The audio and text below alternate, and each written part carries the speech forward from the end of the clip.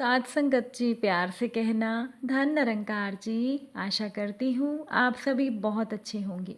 एक नई साखी के साथ फिर से हाजिर हूँ मैं। और आज की साखी का शीर्षक है विश्वासघात। तो चलिए आज की खूबसूरत सी साखी सुनते हैं। साथ संगत जी, एक लड़का था जिसका नाम था समीर। समीर बचपन से ही पढ़ाई लिखाई में बहुत अच्छा था। हर कक्षा में प्रथम, हर प्रतियोगिता में आगे। माता पिता को उसकी पढ़ाई के खर्चे के बारे में नहीं सोचना पड़ता था, क्योंकि समीर को हर वर्ष स्कॉलरशिप मिल जाती थी। इसी तरह स्कूल की पढ़ाई खत्म होने के बाद प्रतियोगिता में उत्तीर्ण होकर समीर ने आईआईटी कानपुर में दाखिला ले लिया और अपनी कुशलता के दम पर समीर वहां पर भी अव्वल ही रहा। साथ संगत जी, समीर की कॉलेज की फीस स्कॉलरशिप से भर जाती थी और बाकी खर्चों के लिए समीर के पिताजी उसे पैसे भेज देते थे।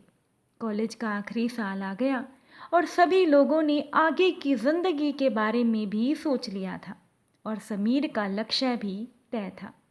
साथ संगत जी, ये बात है वर्ष 2003 की। जनवरी का महीना था। समीर के कॉलेज में बहुत बड़ी बड़ी कंपनियां आ रही थी और सभी छात्र बहुत उत्साहित थे। कम से कम 10 कंपनियों के इंटरव्यू हो चुके थे, लेकिन समीर ने किसी में भी हिस्सा नहीं लिया था। कुछ मित्रों और अध्यापकों ने जब समीर को पूछा कि वो ऐसा क्यों कर रहा है, तो समीर का जवाब होता था कि ये मेरा लक्ष्य नहीं है। ऐसे ही कॉलेज का आखिरी साल पूरा हो गया और परीक्षा आ गई। अब तक समीर को मिलाकर 2-4 विद्यार्थी ही ऐसे बचे थे जिनका चयन किसी भी कंपनी में नहीं हो पाया था। सभी थोड़ा चिंतित और दुखी थे। लेकिन साथ संगत जी, समीर को देखकर ऐसा लगता था कि जैसे उसे कोई परवाह ही नहीं है।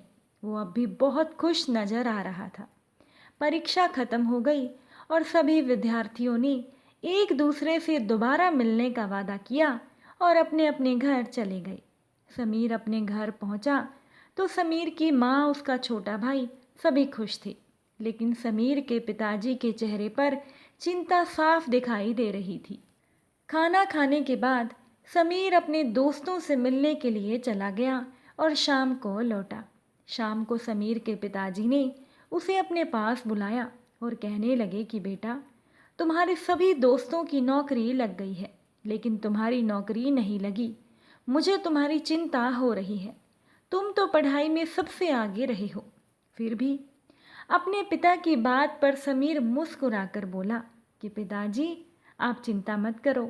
मैंने अपने भविष्य की तैयारी कर ली है और मेरा लक्ष्य इन लोगों से बहुत अलग है। आप जरा रुकिए। इतना कहकर समीर अपने कमरे की ओर गया और थोड़ी देर में कागज लेकर आ गया। वो कागज अपने पिताजी के हाथों में देते हुए कहने लगा कि ये देखिए पिताजी, मैंने लंदन के सबसे बड़े कॉलेज में दाखिले की प्रतियोगिता पास कर ली है। इसके अलावा मैंने सरकार को अर्जी दी है कि मुझे आगे की पढ़ाई करने के लिए स्कॉलरशिप दी जाए और मेरे अब तक के नतीजों को देखते हुए मुझे पूरी उम्मीद है कि मेरी अर्जी मंजूर हो जाएगी।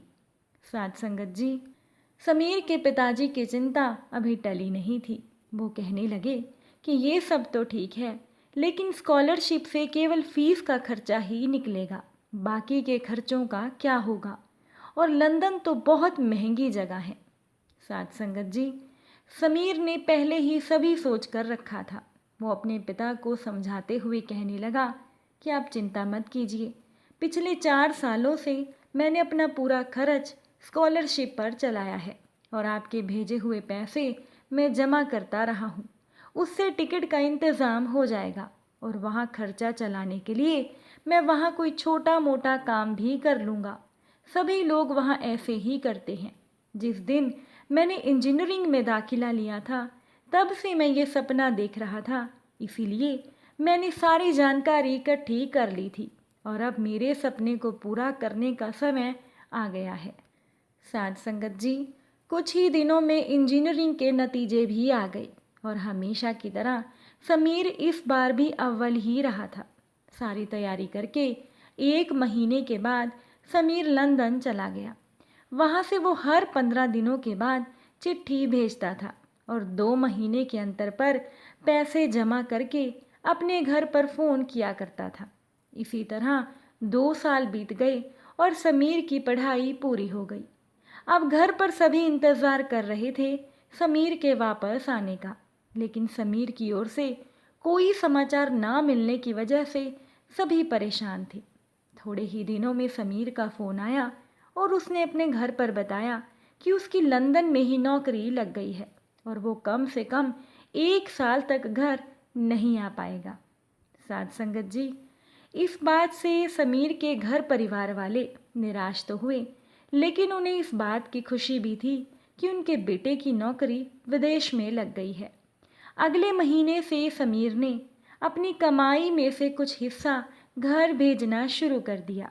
जो लंदन के लिए मामूली रकम थी, वो यहाँ भारत में समीर के पूरे घर के लिए महीने भर का खर्च और उससे भी ज़्यादा थी। धीरे धीरे ये एक रवैया बन गया। समीर के पिताजी का वेतन और समीर के भेजे गए पैसों को मिलाकर अब उनके घर की आमदनी बहुत ज़्यादा हो गई थी और रहन सहन भी थोड़ा अच्छा हो गया था। एक दिन सुबह के समय पार्क में घूमते हुए समीर के पिता को उनके पुराने मित्र डॉक्टर दीप नारायण मिल गए। दोनों बहुत सालों के बाद मिलकर बहुत खुश हुए और एक दूसरे से गले मिले। उसके बाद दोनों वहीं पार्क में बैठकर बातें करने लगे। साथ संगत जी, समीर के पिताजी ने बड़े गर्व के साथ अपने बेटे की उपलब्धियों के बारे में डॉक्टर दीप नारायण को बताया। वो भी खुश हुए और उन्होंने समीर के पिता को बधाई दी। इसके बाद समीर के पिता ने डॉक्टर दीप नारायण से उनके बच्चों के बारे में पूछा।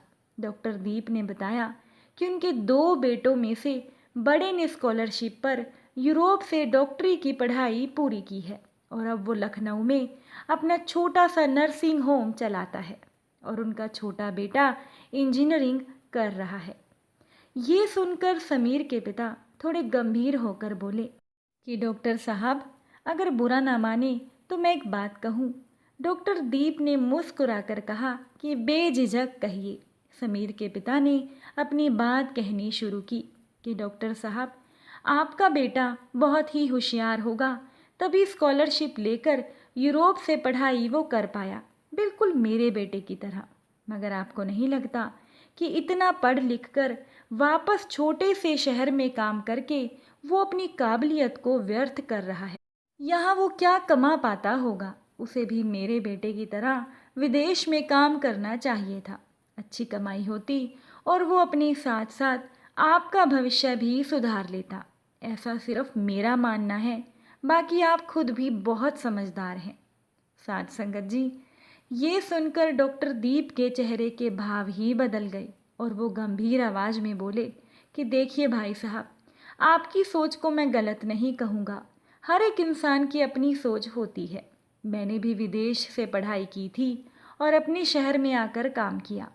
उस समय कोई बड़ा डॉक्टर हमारे शहर में नहीं होता था और आप भी तो चाहते होंगे कि आपके शहर में बड़े डॉक्टर हों ताकि आपको इलाज के लिए बाहर ना जाना पड़े।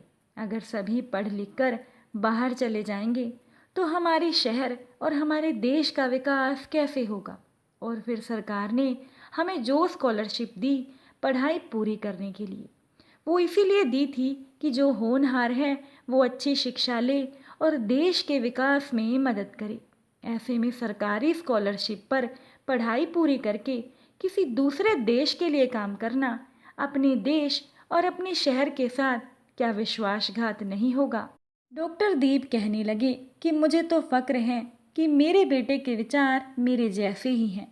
अपने शहर में काम करना ये उसका खुद का फैसला था।